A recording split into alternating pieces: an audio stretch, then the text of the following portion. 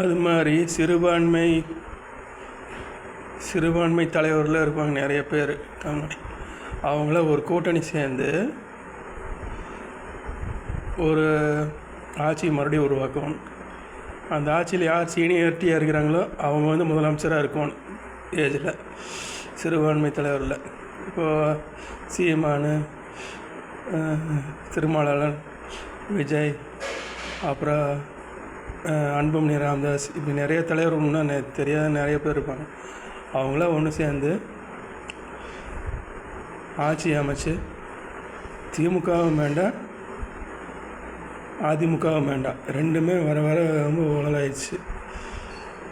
ஒரு புதிய கூட்டணியில் ஒரு புதிய தலைமுறையில் மறுபடியும் உருவாகும். இதுக்கு எல்லாருமே சேர்ந்து முன்னுதாரணமாக செய்யணும். வாழ்க வளமுடன்.